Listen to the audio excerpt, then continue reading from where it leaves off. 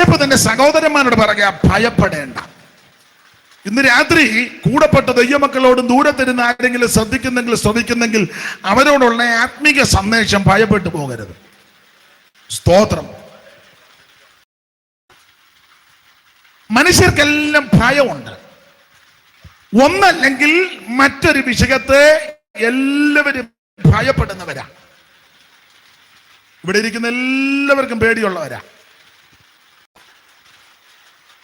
ആർക്കാ പേടിയില്ലാത്ത? എല്ലാവർക്കും പേടി. ഒന്നല്ലെങ്കിൽ മറ്റൊരു വിഷയം എല്ലാവർക്കും ഭയമാണ്. വേറെ ചിലർക്ക് ജനിപ്പിച്ച് വളർത്തി പഠിപ്പിച്ച് പ്രാപ്തരാക്കി കൊണ്ടുവന്ന മക്കളെ ഭയം. പിള്ളേരെ പേടിയുള്ള ധാരാളം മാതാപിതാക്കളുണ്ട്. പലയിടങ്ങളിൽ പോവുകയും പലരുമായിട്ടൊക്കെ സഹകരിക്കുന്നതുകൊണ്ട് ചിലർക്കറിയാം. ചില വീടുകളിൽ അയ്യോ സാങ്കുട്ടി വരുന്നു, ആൺകുട്ടി മൂത്ത മോന, അവന് വിറച്ചാ നിൽക്കുന്നത്. ഈ അപ്പൻ മക്കളെ പേടിക്കുവൊന്നും വേണ്ട. സ്തോത്രം. മക്കളെ ഭയപ്പെടണ്ട. അവരെ സ്നേഹിക്കണം. അവർക്ക് വേണ്ടി സാഹചര്യമുണ്ടെങ്കിൽ കരുതണം. ഞങ്ങളുടെ നാട്ടിലൊരു പഴഞ്ചൊല്ലുണ്ട്, ഇവിടെ ഉണ്ടോ എന്ന് അറിയത്തില്ല. തൻ്റെ മക്കൾ തന്നോളമായ താനെന്ന് ചൊല്ലണമെന്ന്. ഇവിടെ അങ്ങനെ ഒരു പഴഞ്ചൊല്ലുണ്ടോ എന്ന് കേട്ടിട്ടുണ്ടോ എന്ന് അറിയത്തില്ല. ഉണ്ട്.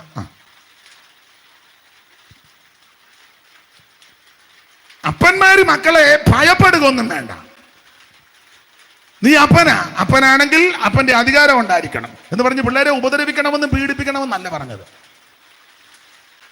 നിങ്ങളാരും ഒന്നും മിണ്ടുന്നില്ലല്ലോ, എല്ലാം പേടിച്ചിരിക്കുക. രാത്രിയോത്തിലെങ്കിൽ ആ ഭയം അങ്ങ് പോട്ടെ. അപ്പോൾ ജനിപ്പിച്ച് വളർത്തി പഠിപ്പിച്ച് പ്രാപ്തരാക്കി കൊണ്ടുവന്ന സ്വപുത്രനെ പേടി. വേറെ ചിലർക്ക് മരണത്തെ പേടി, ചിലർക്ക് ലോകത്തെ പേടി, ചിലർക്ക് രോഗങ്ങളെ പേടി, ചിലർക്ക് പ്രകൃതി ശക്തികളെ പേടി.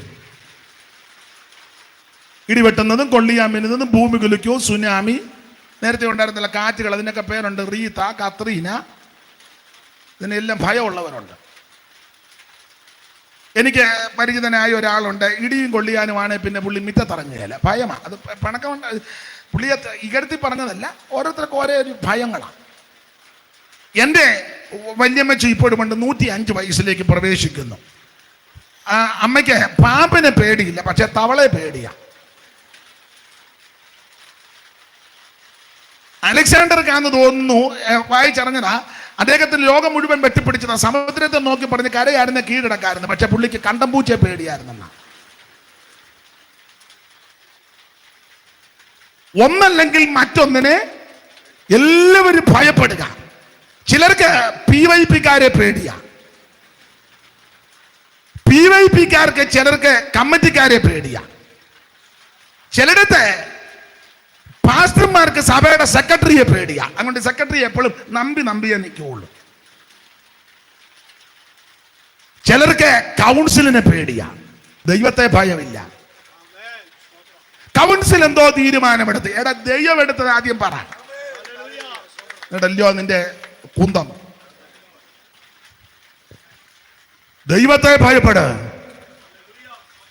കൗൺസിൽ വേണ്ടെന്നല്ല, കമ്മിറ്റി വേണ്ടെന്നല്ല, സെക്രട്ടറി വേണ്ടെന്നല്ല. ഓരോ സഭയ്ക്ക് അതിന്റെ നടപടിക്രമമുണ്ട്. പക്ഷേ ഈ കൗൺസിലും കമ്മിറ്റിയും സെക്രട്ടറിയും PYP-യും പാസ്റ്ററും പ്രസംഗിക്കുന്ന ഞാനും കുഞ്ഞുങ്ങളും സകലരും ദൈവത്തെ ഭയപ്പെടണം.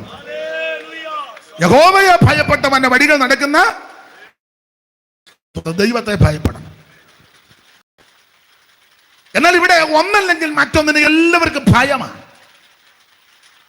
സ്തോത്രം. ചില സഭകളിൽ ഇരിക്കുന്ന പാസ്റ്റർമാർക്ക് വിശ്വാസികളെ ഭയമുള്ളവരുണ്ട്. ചില വിശ്വാസികൾക്ക് പാസ്റ്ററെ ഭയമാണ്, ദൈവത്തെ ഭയമില്ല. നിങ്ങളുടെ പാസ്റ്റർ വരുന്നു. ബഹുമാന പുരസ്കാരം ഇടപെടുന്നവരുണ്ട്, ബഹുമാനമല്ല ഭയം. എന്നാൽ ഇന്ന് രാത്രി ഒരു കാര്യം അങ്ങനെയുള്ളവരോട് പറയട്ടെ, ഒന്നല്ലെങ്കിൽ മറ്റൊന്നിനെ എല്ലാവരും ഭയപ്പെടുക.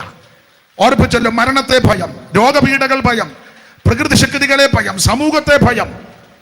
ചിലക്ക് സമൂഹത്തെ ഭയമാണ്. അമ്മാമേ ഞങ്ങൾക്കറിയാം ഈ സ്നാനം സത്യമാണെന്നും ഇതാ ശരിയെന്നും വെക്കാം, പക്ഷെ ഞങ്ങളുടെ സമൂഹത്തെ ഒന്ന് പേടിച്ചാ അങ്കമ്മേ നീ നരകത്തിൽ പോവും. സ്തോത്രം. നീ ദൈവത്തെ ഭയപ്പെട്. ചിലക്ക് കുടുംബക്കാരെ ഭയമാണ്. കുടുംബക്കാരുടെ വിചാരം ഞാൻ പറയാം, നല്ല കാശും ചുറ്റുപാട് വന്ന് നിനക്ക് ഇഷ്ടം പോലെ ബന്ധക്കാർ കാണും. ബന്ധമില്ലേലും എങ്ങനെയാലും അവർ ബന്ധം ഉണ്ടാക്കും. പറയാം, എൻ്റെ ഒരു കസിനാ. എന്തോ കസിൻ? വകയല്ലേ? ആരുടെ വക? എന്റെ ഭാഷ, നിനക്കൊരു കൂറ ഇല്ലേ, നിന്റെ സ്വന്തം സഹോദരൻ പോലും തിരിഞ്ഞു നോക്കുകയല്ല. പക്ഷേ ഒരു കാര്യം പറയുക, ഒരിക്കലും കൈവിടാത്തൊരു യേശു ഉണ്ട്. ഞാൻ ലോകാവസാനത്തോളം എല്ലാ നാളും നിങ്ങളോട് കൊണ്ട് നരളി ചെയ്ത നസ്രയനാകുന്ന യേശു. അതുകൊണ്ട് നിന്റെ ആയുസ്സിൽ അവൻ എടുക്കേണ്ട തീരുമാനം യേശു ക്രിസ്തുവിനെ രക്ഷിതാവായി സ്വീകരിച്ച് ഒരു ദൈവ പൈതലായി തീർന്ന് ദൈവത്തിന്റെ വഴികളിൽ ദൈവത്തെ ഭയപ്പെട്ട് ജീവിക്കുക. അതാ ദൈവം നിങ്ങളെ കുറിച്ച് ഉദ്ദേശിക്കുന്നത്. ചിത്തം കലങ്ങിടൊല്ല പോയി വരും ഞാൻ, ചിത്തം കലങ്ങിടൊല്ല പോയി വരും ഞാൻ, പോയി വരും ഞാൻ, പോയി വരും ഞാൻ, നിന്റെ ചിത്തം കലങ്ങിടൊല്ല പോയി വരും ഞാൻ, നിന്റെ ചിത്തം കലങ്ങിടൊല്ല പോയി വരും ഞാൻ.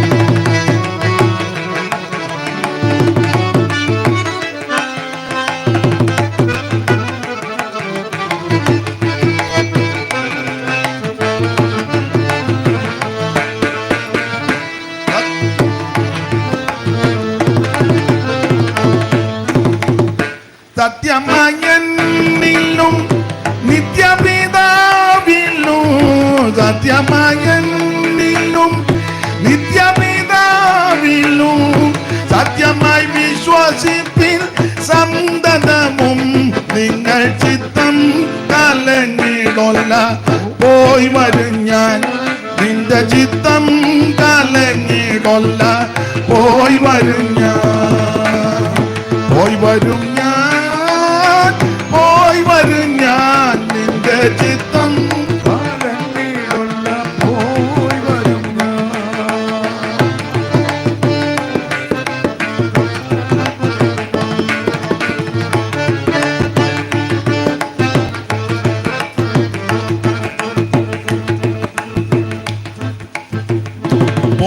പോയിടുന്നേനുത വാസമൊരുക്കിത്താൻ, പോയിടുന്നേനുത വാസമൊരുക്കിത്താൻ, ആഗമിക വന്നു നിങ്ങളെ ചേർക്കുവ, ചിത്തം കലങ്ങിടൊല്ല പോയി വരും ഞാൻ, നിന്റെ ചിത്തം കലങ്ങിടൊല്ല പോയി വരും, പോയി വരും ഞാൻ, പോയി വരും ഞാൻ, നിന്റെ ചിത്തം കലങ്ങിടൊല്ല പോയി വരും ഞാൻ, നിന്റെ ചിത്തം കലങ്ങിടൊല്ല പോയി വരും ഞാൻ. അപ്പൊ ശ്രദ്ധിക്കുക, ഇന്ന് രാത്രി ദൈവത്തെ ഭയപ്പെട്ടോണം. അപ്പൊ ഒന്നല്ലെങ്കിൽ മറ്റൊന്നിനെ എല്ലാവരും ഭയപ്പെടുന്നവരാ. അതുകൊണ്ടായി വേദപുസ്തകത്തിലേറെ പ്രാവശ്യം കൊടുത്തിട്ടുണ്ട്, ഭയപ്പെട്ടു പോകരുത്. ഒന്നുകൂടെ ആവർത്തിക്കട്ടെ, മരണമോ രോഗമോ പ്രതികൂലമോ കാലാവസ്ഥ കെടുതിയോ ഇനി ആമൻ കോവിഡോ ഇനി മറ്റെന്തെങ്കിലും തരത്തിൽ ആരെങ്കിലും ഭയം കാർന്നു തിന്നുന്നെങ്കിൽ ഇന്ന് രാത്രി നിങ്ങളോട് അറിയിക്കാനുള്ള ആത്മീക സന്ദേശം, ഭയപ്പെട്ടു പോകരുത്. നമ്മെ രക്ഷിക്കുന്ന വിടുവിക്കുന്ന ഒരു നല്ല കർത്താവുണ്ട്. ഇവിടുത്തെ ഈ ഉൽപ്പത്തി പുസ്തകം 50-ാം അധ്യായത്തിന്റെ 19, 20, 21 വാക്യമാണ് നമ്മൾ വായിച്ചത്. നിങ്ങൾക്ക് വേദപുസ്തകം നല്ലതുപോലെ അറിവുള്ളവരാണ്. എന്നെ കേൾക്കുന്ന എല്ലാവരും വേദപുസ്തകപരമായി വളരെ അറിവും പഠനവും ഉള്ളവരാണ്. നമുക്കറിയാം, ഉൽപ്പത്തി പുസ്തകം 50 അധ്യായങ്ങളാണ്. ആദ്യത്തെ അധ്യായത്തിൽ മരണത്തെ പറ്റി ഒരു പരാമർശവുമില്ല. 31-ാം അധ്യായത്തിൽ മരണത്തെ പറ്റി ഒരു പരാമർശവുമില്ല. അവിടെ വായിക്കുന്നത് എല്ലാം നല്ലത് നല്ലത് നല്ലതെന്ന് ദൈവം കണ്ടെന്ന, മരണത്തെ പറ്റി ഒന്നും പറയുന്നത് എല്ലാം നല്ലത്. 5 ദിവസം കൊണ്ട് ഭൂചര കേചര വസ്തുക്കളെ മുഴുവൻ ദൈവം സൃഷ്ടിച്ചു. 6-ാമത്തെ ദിവസം നമുക്കറിയാം, തന്റെ സാദൃശ്യത്തിലും സ്വരൂപത്തിലും ദൈവം മണ്ണുകൊണ്ട് മനുഷ്യനെ സൃഷ്ടിച്ചു. അവന്റെ മൂക്കിൽ ജീവശ്വാസം ഊതി. അപ്പോൾ 1-ാം അധ്യായം സൃഷ്ടിവൃത്തമാണ്. അത് എല്ലാം നല്ലത് നല്ലത് നല്ലത് എന്ന് ദൈവം കണ്ടെന്ന. ഞാൻ ഏറെ സമയമെടുത്ത പ്രസംഗിക്കുന്നത്, എന്നാൽ ഇന്ന് അതിന് സമയവും സാഹചര്യവും അനുവദിക്കുന്നില്ല. അതിന് ഒന്നാമത്തെ പ്രതി ഞാനാണ്. കാരണം ഞാൻ അല്പം വൈകി വന്നു. പിന്നെ ഏറെ സമയമെടുക്കുന്നത് വചനം കണ്ടമാനം പറയുന്നത് കൊണ്ടല്ല, ഇടയ്ക്കിടയ്ക്ക് പാട്ട് പാടുന്നത് കൊണ്ടാണ്. എന്നാൽ എന്നേക്കാൾ നന്നായിട്ട് വചനം പ്രസംഗിക്കുന്നവരും അടുക്കിടക്കായി പ്രസംഗിക്കുന്നവരുണ്ട്. അവർക്ക് എൻ്റെ അത്ര സമയം വേണ്ട. കാരണം അവർ നന്നായിട്ട് പ്രസംഗിക്കും, വചനം പഠിപ്പിക്കും. നമ്മൾ ഇടയ്ക്കിടയ്ക്ക് പാട്ട് പാടുന്നത് കൊണ്ടാണ് സമയം കൂടുതൽ എടുക്കുന്നത്. അപ്പം അതുകൊണ്ട് ഇടയ്ക്കിടയ്ക്ക് ഈ രണ്ട് ശീലം പാടും. അറിയാവുന്നവർ ചേർന്ന് പാടുന്നത് ശുശ്രൂഷയ്ക്ക് ഒരു അനുഗ്രഹമാണ്, ദൈവത്തിന് മഹത്വം. അപ്പം അതുകൊണ്ട് നിങ്ങൾ ഈ നാടൻ ഭാഷ പറഞ്ഞ ഇടയൊന്നും ചെയ്യരുത്. നമ്മുടെ രീതി അതായതുകൊണ്ടാണ്, ദൈവത്തിന് മഹത്വം. ഓരോരുത്തർക്കും ഓരോ ശൈലിയാണല്ലോ. ഈ പ്രവാചകന്മാരെ നാളെ ഞാൻ പറഞ്ഞത്, പ്രവാചകന്മാരെ പഠിക്കുമ്പോൾ യെരമ്യാവിൻ്റെ ശൈലിയല്ല യെശയ്യാവിൻ്റെ രീതിയല്ല, യഗസ്കേലിൻ്റെ രീതിയല്ല, ദാനിയേൽ, എല്ലാം വ്യത്യസ്തമാണ്. യെശയ്യാവാന്നെ നോക്കുന്ന എല്ലാം അങ്ങ് കുറ്റമാണ്. നോക്കി വെച്ച് പറഞ്ഞത് കൊള്ളുകയില്ല, അകൃത്യഭാരം ചുമക്കുന്ന ജനം ദുഷ്പ്രവർത്തിക്കാണ്ട് സത്യ ഭാഷകളായിട്ട് നടക്കുന്നു, ഗുണമാകി, ഇങ്ങനെല്ലാം പുള്ളി എൻ്റെ ഭാഷ പറഞ്ഞ് അങ്ങ് ആദ്യത്തെ അധ്യായം എല്ലാം പിരാക്ക് വലപ്പുവാ. എന്നാൽ യെരമ്യാവ് അങ്ങനല്ല, അങ്ങ് കരച്ചില്ല. അയ്യോ എൻ്റെ ജനത്തിൻ്റെ പുത്രിയുടെ നിഗന്ധന്മാർ രാവും പകലും എൻ്റെ തലയ്ക്ക് വെള്ളവും എൻ്റെ കണ്ണ് പുള്ളിക്ക് അങ്ങ് കരച്ചിലും നിലവിളിയും പിന്നെ പിടിച്ച് കുഴിയിലിടുകയും എന്തെല്ലാം പ്രശ്നങ്ങളാണ്. പുള്ളി ആ ഒരു ശൈലിയാണ്. യഗസ്കേലാണെങ്കിൽ വേറൊരു ശൈലിയാണ്. പുള്ളി മുഴുവൻ ദർശനങ്ങളാണ് കാണുന്നത്. അതെല്ലാം സ്വർഗീയ ദർശനങ്ങളാണ് കൂടുതലും. സ്വർഗത്തെപ്പറ്റി, സിംഹാസനത്തെപ്പറ്റി, ദൂതന്മാര്, കറൂബികൾ, പറക്കുന്ന സിംഹാസനം, ഇതെല്ലാം പുള്ളി ഇങ്ങനെയുള്ള കാര്യങ്ങളാണ്. എന്നാൽ ഇതിൽ നിന്ന് വ്യത്യസ്തമാണ് ദാനിയേലിന്റെ ശൈലി ഇങ്ങനെ. ദാനിയേൽ പറഞ്ഞിങ്ങനെ, രാജാവിന് ദീർഘായുസ് ഉണ്ടാകട്ടെ. പക്ഷെ അധ്യായത്തിനൊടുവിൽ അന്ന് രാത്രി പുള്ളി ചത്തുപോയെന്ന ശൈലി കണ്ടോ? പൊതുവെ പറഞ്ഞ് രാജാവിന് ദീർഘായുസുണ്ട്. രാജാവ് ഓർത്ത് കാണാൻ നല്ല ഉപദേശിയാ. പക്ഷെ ആ അധ്യായത്തിനൊടുവിൽ അന്ന് രാത്രി പുള്ളി. അപ്പൊ എനിക്ക് ഇങ്ങനെ ഈ രണ്ട് ശീലി പാട്ട് പാടിയുള്ള രീതി, ശൈലി. അപ്പൊ ഞാൻ പലരോടും പറയും, ആ രീതി ഇഷ്ടപ്പെടുന്നവരെ എന്നെ വിളിക്കാവും. വിളിച്ചേച്ചൊരു മെനക്കേട് ഒപ്പിച്ച് വെക്കരുത്. നമ്മുടെ രീതി ഇതാ. അനേക അഭിഷിക്തന്മാരുണ്ട്. അപ്പം നമുക്കിപ്പം ഏത് വിധത്തിലാ താല്പര്യം, അങ്ങനെയുള്ള അനേക അഭിഷിക്തന്മാരെ ദൈവം എഴുന്നേൽപ്പിച്ചിട്ടുണ്ട്.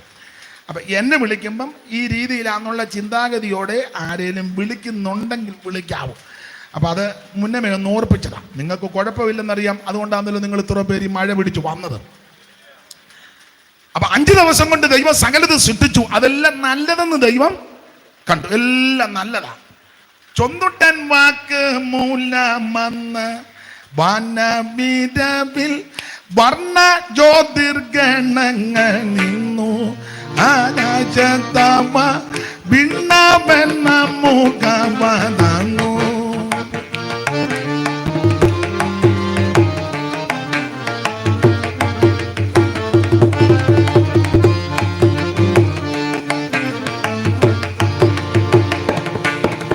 വനങ്ങളപ്പയ്യത്തേക്ക് മൃഗങ്ങൾ നാട്ടിലെ മൃഗഗണങ്ങൾ ഇവയുണ്ടായ ദിനമാറി തുടച്ച.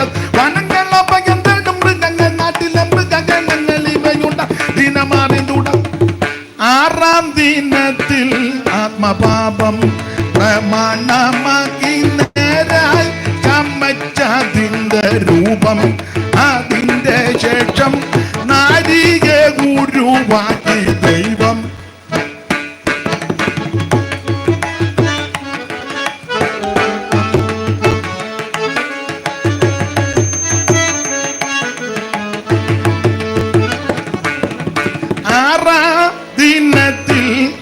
പാപം പ്രമാണമാക്കി നേരായി ചമച്ചതിന്റെ രൂപം. അതിന്റെ ശേഷം നാരിയെ ഗുരുവാക്കി ദൈവം. പരമവർഗ പൂരിത ഭാഗ്യ വിജയിതമൊരു തോട്ടം ചമച്ചതിങ്ക പൂരിത ദുഃഖമിരുത്തിയവർക്കൊരു വാട്ടം. പരവിധം ദിവ്യോചിതമൊന്നു കൊടുത്തിത് കൽപ്പന ശ്രേഷ്ഠം. കനി പുതിപ്പാനോ അരുതൻ അറിവി മരമായത് നീക്കം. മാറുത്തു കൊന്നാൻ വരുമ്പ മരണമെന്നൊരു നീക്കമില്ലതിന് കരുതണം. നിങ്ങളെന്നു പരമറ്റുന്നവർ വരുമ്പ മരണമെന്നൊരു നീക്കമില്ലതിന് കരുതണം. നിങ്ങൾ പരമം ചൊന്നവരോട് വെള്ളങ്ങളിൽ മീതിൽ പരമേ ചെന്താൻ വെള്ളങ്ങളിൽ മീതിൽ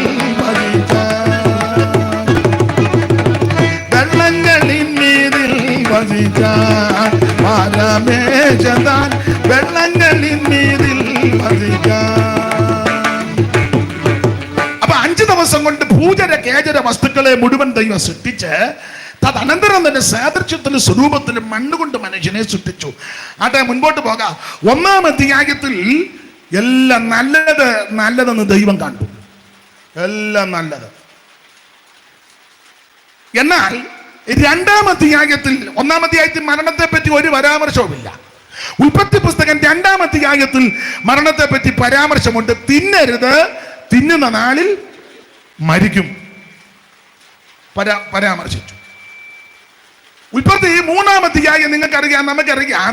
3-ാം അധ്യായത്തിൽ 2-ാം അധ്യായത്തിൽ ഏത് മരണത്തെ പരാമർശിച്ചോ ആ മരണം 3-ാം അധ്യായത്തിൽ പ്രവേശിച്ചു.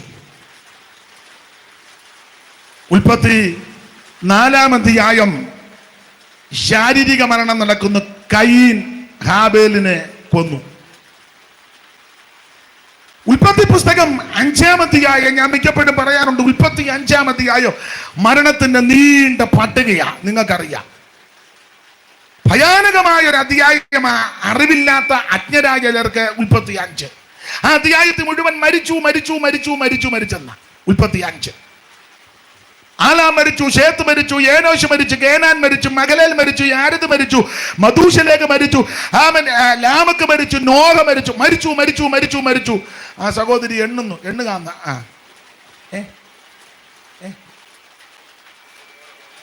മൈക്കോ വെള്ളം വീണു. ഞാനൊരുത്തിന് എണ്ണുകാന്ന്. അല്ല, എണ്ണിയാലും കുഴപ്പമൊന്നുമില്ല, നല്ലതല്ലേ. അത് ശ്രദ്ധിച്ചിരിക്കുന്നത് കൊണ്ടാണ്. അപ്പൊ ശ്രദ്ധിച്ചേ, ഉൽപ്പത്തി 5-ാം അധ്യായം മരണത്തിന്റെ നീണ്ട പട്ടിക. എല്ലാരും മരിച്ചെന്നാ ഞാൻ പറയാറുണ്ട്. നിങ്ങൾ ആ ഉൽപ്പത്തി 5-ാം അധ്യായം പഠിക്കുമ്പോൾ അവിടെ പ്രധാനപ്പെട്ട ഒരു വിഷയം നമുക്കറിയാം. 5-ാം അധ്യായം ഇങ്ങനെ എഴുതിയിരിക്കുന്നത്, ഇന്നയാളിനെ ജനിപ്പിച്ചു, പിന്നെ അവൻ ജീവിച്ചു, പുത്രന്മാരെയും പുത്രിമാരെയും ജനിപ്പിച്ചു. ഒന്ന് വായിച്ചേരും മനോജ് പാസ്റ്റേ. ആരേലും ഇനി ഇതുവരെ ആ ഭാഗം അറിയാത്തവരുണ്ടെങ്കിൽ ഒന്ന് വായിച്ചേര്. ഉൽപ്പത്തി 5-ാം അധ്യായത്തിന്റെ 6-ാമത്തെ വാക്യം വായിച്ചേ. ശേത്തിന് 105 വയസ്സായപ്പോൾ അവൻ ഏനോശിനെ ജനിപ്പിച്ചു. അടുത്ത വാക്യം. ഏനോശിനെ ജനിപ്പിച്ച ശേഷം ശേത്ത് 807 സംവത്സരം ജീവിച്ചിരുന്നു. അപ്പോൾ അവിടെ വായിക്കുന്ന ശേത്തിന് 105 വയസ്സായപ്പോൾ അവൻ ഏനോശിനെ ജനിപ്പിച്ചു. ഏനോശിനെ ജനിപ്പിച്ച ശേഷം ശേത്ത് 807 സംവത്സരം ജീവിച്ചിരുന്ന് പുത്രന്മാരെയും പുത്രിമാരെയും ജനിപ്പിച്ചു. അപ്പൊ ഈ പദം എടുക്കണം, ജീവിച്ചിരുന്ന്. ഏതാ? ഏനോശിനെ ജനിപ്പിച്ചതിന് ശേഷം ശേത്ത് ജീവിച്ചിരുന്ന് പുത്രന്മാരെയും പുത്രിമാരെയും ജനിപ്പിച്ചു. ഇനി അതിന്റെ 9-ാം വാക്യം. ഏനോശിന് 90 വയസ്സായപ്പോൾ അവൻ കേനാനെ ജനിപ്പിച്ചു. അടുത്തത്. കേനാനെ ജനിപ്പിച്ച ശേഷം ഏനോശ് 815 സംവത്സരം ജീവിച്ചിരുന്നു. ഏനോശ് പിന്നെ ജീവിച്ചിരുന്ന പുത്രന്മാരെയും പുത്രിമാരെയും ജനിപ്പിച്ചു. അല്ല, ഏനോശ് പിന്നെ ജീവിച്ചിരുന്ന. ഇനി അതിന്റെ 12-ാം വാക്യം വായിച്ചേ. കേനാന് 70 വയസ്സായപ്പോൾ അവൻ മഹലേലിനെ ജനിപ്പിച്ചു. അടുത്തത്. മഹലേലിനെ ജനിപ്പിച്ച ശേഷം കേനാൻ 840 സംവത്സരം ജീവിച്ചിരുന്ന് പുത്രന്മാരെയും പുത്രിമാരെയും എന്ന് പറഞ്ഞ തലമുറകളെ ജനിപ്പിച്ച ഇവരെല്ലാം പിന്നെ ജീവിച്ചിരുന്ന് പുത്രന്മാരെയും പുത്രിമാരെയും ജനിപ്പിച്ചെന്ന 15-ാം വാക്യം. മഹലേലിന് 65 വയസ്സായപ്പോൾ അവൻ യാരദിനെ ജനിപ്പിച്ചു. യാരദിനെ ജനിപ്പിച്ച ശേഷം മഹലേൽ 830 സംവത്സരം ജീവിച്ചിരുന്ന് പുത്രന്മാരെയും പുത്രിമാരെയും ജനിപ്പിച്ചു. അങ്ങനെ എഴുതിയേക്ക്. ഇനി അതിന്റെ 15-ാം വാക്യം വായിച്ചേ. 18-ാം വാക്യം. യാരദിന് 112 വയസ്സായപ്പോൾ 162 വയസ്സായപ്പോൾ അവൻ ഹാനോക്കിനെ ജനിപ്പിച്ചു. അടുത്തത്. ഹാനോക്കിനെ ജനിപ്പിച്ച ശേഷം യാരദ് 800 സംവത്സരം ജീവിച്ചിരുന്ന് പുത്രന്മാരെ പുത്രിമാരെ ജനിപ്പിച്ചു. അപ്പൊ ജീവിച്ചിരുന്നു. ഇതെല്ലാം വായിക്കുന്നത് പിള്ളേരെ ജനിപ്പിച്ചേച്ച് ജീവിച്ചിരുന്ന് വീണ്ടും പുത്രന്മാരെയും ജനിപ്പിച്ച. ഇടക്കത്തെ കണ്ണിക വിട്ടേച്ച 25-ാം വാക്യം വായിച്ചേ. മെഥൂശലേഖിന് 187 വയസ്സായപ്പോൾ അവൻ ലാമെക്കിനെ ജനിപ്പിച്ചു. ലാമെക്കിനെ ജനിപ്പിച്ച ശേഷം മെഥൂശലേഖ് 782 സംവത്സരം ജീവിച്ചിരുന്ന് പുത്രന്മാരെയും പുത്രിമാരെയും ജനിപ്പിച്ചു. 28-ാം വാക്യം വായിച്ചേ. 182 വയസ്സായപ്പോൾ അവനൊരു മകനെ ജനിപ്പിച്ചു. യഹോവ ശപിച്ച ഭൂമിയിൽ നമ്മുടെ പ്രവൃത്തിയിലും നമ്മുടെ കൈകളുടെ പ്രയത്നത്തിലും ഇവൻ നമ്മെ ആശ്വസിപ്പിക്കുമെന്ന് പറഞ്ഞ് അവന് നോഹ എന്ന് പേരിട്ടു. അപ്പൊ ശ്രദ്ധിക്കുക, ഇവരെല്ലാം തലമുറകളെ ജനിപ്പിച്ചതിന് ശേഷം ജീവിച്ചിരുന്ന പുത്രന്മാരെയും പുത്രിമാരെയും ജനിപ്പിച്ചു. എന്നാൽ അതിനിടയ്ക്ക് ഒരാളെ പറ്റി എഴുതിയിരിക്കുന്നത് ആമേൻ തലമുറയെ ജനിപ്പിച്ചു ജീവിച്ചിരുന്നെന്നല്ല. അതിന്റെ ആ 21 വാക്യം വായിച്ചേ, 18 വാക്യം. യാരെദിന് 122 വയസ്സായപ്പോൾ അവൻ ഹാനോക്കിനെ ജനിപ്പിച്ചു. ഇത് 21 വാക്യം. ഹാനോക്കിന് 65 വയസ്സായപ്പോൾ അവൻ മെഥൂശലേഖനെ ജനിപ്പിച്ചു. ഹാനോക്കിന് 65 വയസ്സായപ്പോൾ അവൻ മെഥൂശലേഖനെ ജനിപ്പിച്ച് ജനിപ്പിച്ച ശേഷം ഹാനോക്ക് 300 സംവത്സരം ദൈവത്തോടു കൂടെ നടക്കുകയും. മനസ്സിലായോ? നിങ്ങൾ പറയാൻ മനസ്സിലായി? ഉള്ള വാക്യം മുഴുവൻ ഇന്ന് വായിപ്പിച്ചു. സൂക്ഷിച്ച് വായിച്ചവർക്ക് പിടികിട്ടി കാണും. പിതാക്കന്മാരെ ശേത്തിനെ, ഏനോശിനെ, കേനാനെ, മകളേല്, യാരതിനെ പറ്റിയൊക്കെ പറയുമ്പോൾ അവർ തലമുറകളെ ജനിപ്പിച്ചു പിന്നെ ജീവിച്ചിരുന്ന പുത്രന്മാരെയും പുത്രിമാരെയും ജനിപ്പിച്ചു. പക്ഷെ അതിനിടയ്ക്ക് ഒരു പദമാ ഹാനോക്കിനെ പറ്റി. അങ്ങനല്ല. ഹാനോക്ക് മെഥൂശലേഖനെ ജനിപ്പിച്ചേച്ച് പിന്നെ ജീവിച്ചെന്നല്ല, അവൻ ദൈവത്തോട് കൂടെ നടന്നെന്നാ. നീ ചുമ്മാ കഞ്ഞിയും പയറും ഉള്ള ചിക്കനും കുന്തവും കോടാലും തിന്ന് ജീവിച്ച് ചാകാനല്ല നിന്നെ ദൈവം വിളിച്ചത്. നീ ദൈവത്തിന്റെ കൂടെ നടക്കാനാ. ഉള്ള ഏട്ടക്കൂരി മൂരിയിറച്ചി വല്ല അടിച്ച് പെരുക്കിയേച്ച് മൂരിയുടെ കൂരിയുടെ ഊരാ ചിലതിന്. ചിലർക്ക് നിങ്ങൾ ശ്രദ്ധിച്ചിട്ടുണ്ടോ? മര്യാദയ്ക്ക് ചിലർ ഇടപെടുകയല്ലോ. സ്തോത്രം. അറിഞ്ഞു പിടിക്കുകയല്ലയോ മാസയോഗത്തിന് മൂരി. ഇപ്പൊ പിന്നെ മാസയോഗം നടക്കുന്നില്ല. ഇതൊക്കെ ദൈവത്താൽ സംഭവിച്ചതാ. എല്ലാം സൂമിനകത്തൂടാ. വേക്കുട്ടിയെ കാണുന്നില്ലല്ലോ.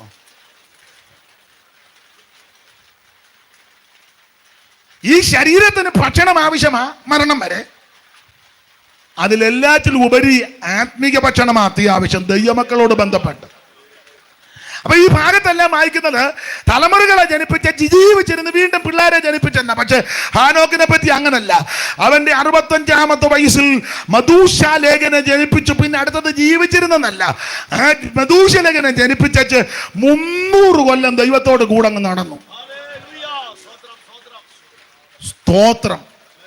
ഇനി അവിടെ വേറൊരു ചിന്തയെ കൊണ്ടുവരുന്നത് എല്ലാം വായിപ്പിക്കുന്നില്ല. അവിടെ എല്ലാം വായിക്കുന്നത് ഒടുവിൽ മരിച്ചെന്നാ. പക്ഷെ ഹാനോക്കിനെ പറ്റി നമുക്കറിയാം എഴുതിയിരിക്കുന്ന മരിച്ചെന്നല്ല,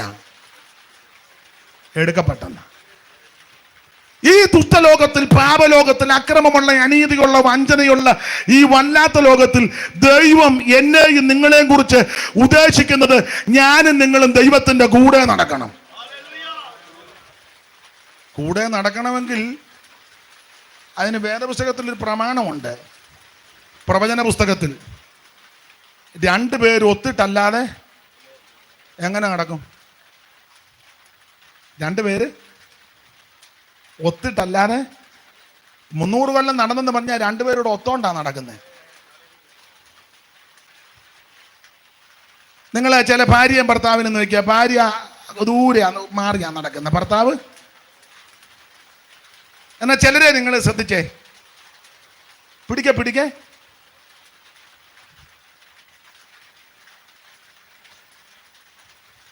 2 പേരൊക്കാനെ നടക്കാനൊക്കെ ഇതില്ല. 300 കൊല്ലം ദൈവമായിട്ട് ഒത്തു എന്ന് പറഞ്ഞാൽ ആശയങ്ങൾ ഒത്തു, ഇടപാടൊത്തു, സംസാരം ഒത്തു, പ്രവൃത്തികളെല്ലാം ഒത്തു. അങ്ങനെ നടക്കാൻ പറ്റുള്ളൂ. ദൈവം ഹാനോക്കിനെ പോലെ വന്നൊത്തെന്നല്ല, ഹാനോക്ക് ദൈവത്തോടൊത്തെന്ന എന്ന് പറഞ്ഞാൽ ദൈവികമായ ചിന്തയും വിചാരങ്ങളും ആഗ്രഹങ്ങളും അഭിലാഷങ്ങളുമാ തൻ്റെ ജീവിതത്തിൽ. അതുകൊണ്ടാണ് ഒന്നിച്ച് നടന്നത്. ആട്ടെ, ഇടയ്ക്ക് കയറി ഇത് പറഞ്ഞതേ ഉള്ളൂ. അപ്പോൾ ഉൽപ്പത്തി പുസ്തകം 5-ാം അധ്യായം മരണത്തിന്റെ നീണ്ട പട്ടിക. വേറെ പഠിതാക്കൾ ചിലര് ഈ അധ്യായത്തിന് കൊടുത്തിരിക്കുന്ന ഒരു പദം ഇങ്ങനെ ചിലർ പറയുന്നത് സെമിത്തേരിയുടെ അധ്യായമെന്ന. ഭയാനകമായ അധ്യായമാണ് ചിലർക്കിത്. എന്നാൽ പ്രത്യാശയുള്ള ദൈവമക്കൾക്ക് ഇത് ഭയത്തിന്റെ അധ്യായമല്ല. 300 കൊല്ലം ദൈവത്തോട് കൂടെ നടന്ന ഹാനോക്കിന് ഒരു ദിവസം ദൈവം തമ്പുരാൻ വന്ന് പറഞ്ഞു, ഹാനോക്കെ, നീ 300 കൊല്ലം എൻ്റെ കൂടെ നടക്കുകയല്ലേ, അതെ, ഇനി നടക്കണ്ട, ഞാൻ നിന്നെ അങ്ങ് എടുക്കുക. ദൈവം എടുത്തു. ഇനി വേറൊരു ചിന്ത ഞാൻ മിക്കപ്പോഴും മരണ വീടുകളിലും പരാമർശിക്കും, നിങ്ങൾക്കും എല്ലാം അറിയാം, നിങ്ങളും അവസരം കിട്ടുമ്പോൾ പറയുന്നതാ. ഈ ചിലരെ ധരിച്ചു വച്ചിരിക്കുന്നത് ചെറുപ്രായത്തിൽ മരിക്കുക, യൗവനത്തിൽ മരിച്ചു, അല്ലെ ഒരു 30 വയസ്സ് 20 വയസ്സ് 40 വയസ്സ് 50 വയസ്സിലൊക്കെ മരിക്കുന്നത് ഏതാണ്ട് ശാപമാണെന്നാ? അല്ല. ഏത് സമയത്തും മരണം എന്നെ നിങ്ങളും പിടികൂടാം. അങ്ങനെ ഹാനോക്കിന്റെ മരണം ശാപമാകാനാ സാധ്യത. കാരണം ആ കാലത്തെ പിതാക്കന്മാരെല്ലാം 930, 967, 900, 800 ചില്ലുവാനോ വയസ്സ് വരെ ജീവിച്ചിരിക്കുക. അന്നേരം ഒരാൾ മാത്രം 365 വയസ്സിൽ തീർന്നു. കാണുന്നില്ല. അപ്പോൾ ഈ ഭൂമിയിൽ ദീർഘവർഷങ്ങൾ ജീവിക്കുന്നതല്ല വിഷയം. ദീർഘവർഷങ്ങൾ ജീവിക്കുന്ന തെറ്റാണെന്നോ ശാപമാണെന്നോ ദോഷമാണെന്നല്ല എൻ്റെ വാദം. അത് നല്ലത്. എന്നാൽ ചെറുപ്രായത്തിൽ, യൗവന പ്രായത്തിൽ 40, 50, 60 വയസ്സൊക്കെ ആകുമ്പോൾ, അല്ലെങ്കിൽ 35 വയസ്സിലൊക്കെ ആരെങ്കിലും കടന്നു പോകുന്നുണ്ടെങ്കിൽ അത് ശാപമാണെന്ന് ധരിക്കരുത്, അങ്ങനെ ചിന്തിക്കരുത്. ദൈവം ഏൽപ്പിച്ച കാര്യം നിവർത്തിച്ചാൽ പിന്നെ ഇവിടെ നിൽക്കാതിരിക്കുന്ന നല്ലത്. വെറുതെ വീട്ടുകാർക്കും സഭക്കാർക്കും മെനക്കേടുണ്ടാക്കി വെക്കരുത്. ദൈവം ഏൽപ്പിച്ച കാര്യവും ചെയ്ത് അല്ലാത്തതും ചെയ്തേച്ച് പിന്നെ വന്ന് സഭയിലിരുന്നങ്ങ് മുരടുക. ഒരു നല്ല യോഗം നടത്താൻ പോലും ചിലത് സമ്മതിക്കുകയല്ല. അതിന് അപ്പച്ചൻ സമ്മതിക്കുകയല്ല. അപ്പച്ചൻ നേരത്തെ പോകേണ്ട ആളാ. ചുമ്മാ മെനക്കേടൊപ്പിച്ച് വെക്കരുത്. മനസ്സിലായോ? അതുകൊണ്ട് പ്രായമുള്ളവരാണെങ്കിലും എല്ലാവരും പ്രാർത്ഥിക്കണം, കർത്താവേ അവിടുന്ന് തന്നെ ഏൽപ്പിച്ചത് നിവർത്തിച്ചെങ്കിൽ എന്നെ അങ്ങ് എടുത്തോണം. സ്തോത്രം. അപ്പൊ ആയുസിന് മുമ്പ് എന്ന് പറഞ്ഞാൽ ദീർഘായുസ് ചിലർക്ക് അങ്ങനെ ധാരണയുണ്ട്, 90, 100 അങ്ങ് നല്ലതാ. എന്നാൽ യൗവനത്തിൽ പോകുന്നവരെ കുറിച്ച് മറ്റ് ചിന്ത ഉണ്ടാകരുത്. അങ്ങനെ ഉണ്ടെങ്കിൽ ഹാനോക്കിനെ കാണുന്നില്ലെന്നാ. 365 കൊല്ലമേ ജീവിച്ചുള്ളൂ. പക്ഷേ അതിൽ 300 കൊല്ലവും ദൈവത്തിന്റെ കൂടെ നടക്കുക. ഈ ഭൂമിയിൽ എത്ര കൊല്ലം ജീവിച്ചിരിക്കുന്നെന്നുള്ളതല്ല വിഷയം. ജീവിക്കുന്നിടത്തോളം നീ ദൈവത്തോടു കൂടെ എത്ര നാൾ നടക്കുന്നെന്നുള്ളതാണ്. എന്നെ കേൾക്കുന്ന പ്രിയരെ, നമുക്ക് ലഭിച്ചിരിക്കുന്ന ആയുസ്സും ആരോഗ്യവും നന്മയുമല്ല കർത്താവിനോട് കൂടെ നടന്ന് വിശ്വസ്തരും വിശുദ്ധരുമായിട്ട് ജീവിപ്പാനാ അവൻ ദൈവം നമ്മെ കുറിച്ച് ഉദ്ദേശിക്കുന്നത്. അതെ. അപ്പൊ ഉൽപ്പത്തി പുസ്തകം ആരംഭ അധ്യായത്തിൽ മരണത്തിന്റെ പരാമർശമില്ല. ഓടിച്ച ഭാഗം മുമ്പോട്ട് പോയി. എന്നാൽ ഒടുവിലത്തെ അധ്യായം 2 അധ്യായം 49, 50 2 അധ്യായത്തിൽ 2 മരണമാണ്. നിങ്ങൾക്കറിയാം, ഒന്ന് യാക്കോബിന്റെ മരണവും 2 യോസഫിന്റെ മരണവും. ഗോത്രപിതാവാകുന്ന യാക്കോബ് മരിച്ചു. യാക്കോബ് മരിച്ചതിന് ശേഷം യാക്കോബിനെ കൊണ്ട് മിസ്രയീമിൽ നിന്ന് കനാന് കൊണ്ടുവന്ന് അടക്കി. ശവസംസ്കാരമെല്ലാം കഴിഞ്ഞ് ജ്യേഷ്ഠന്മാരും സഹോദരന്മാരെല്ലാം കൂടെ തിരിച്ച് മിസ്രയീമിൽ വന്നു കഴിഞ്ഞപ്പോൾ സഹോദരന്മാര് ഒന്നിച്ച് നിന്നേച്ച് പറയുന്ന ഭാഗമാണ് 14-ാം വാക്യം മുതൽ. ഒന്ന് വായിച്ചേര്. 14, 50-ന്റെ 14. ജോസഫ് അപ്പനെ അടക്കിയ ശേഷം അവനും സഹോദരന്മാരും അപ്പനെ അടക്കുവാൻ കൂടെ പോയിരുന്ന എല്ലാവരും മിസ്രൈമിലേക്ക് മടങ്ങിപ്പോന്നു.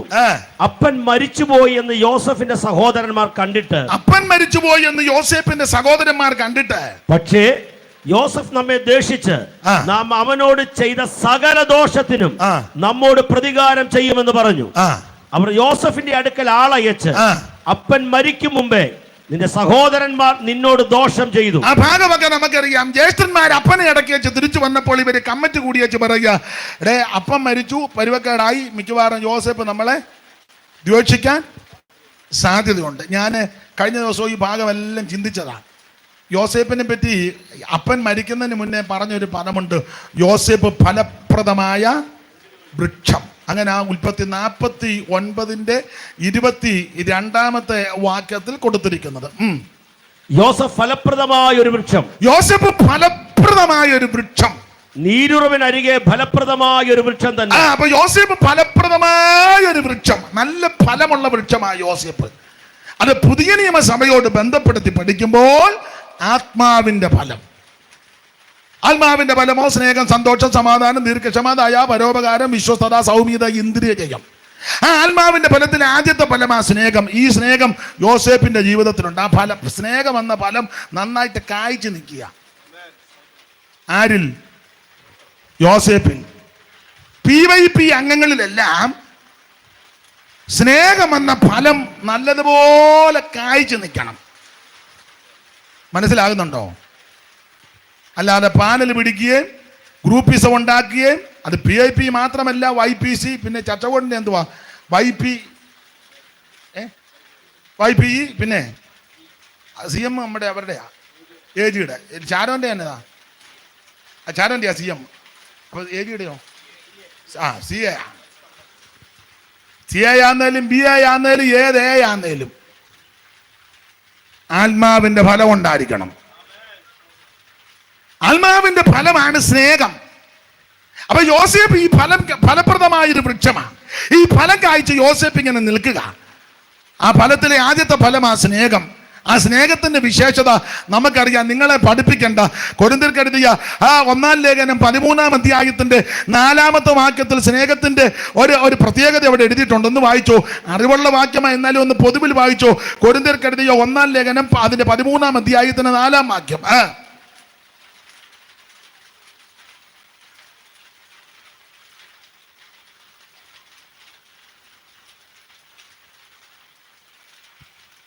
സ്നേഹം ദീർഘമായി ക്ഷമിക്കുന്നു. ക്ഷമിക്കുന്നു. ഈ ഫലം യോസേപ്പിലുണ്ട്.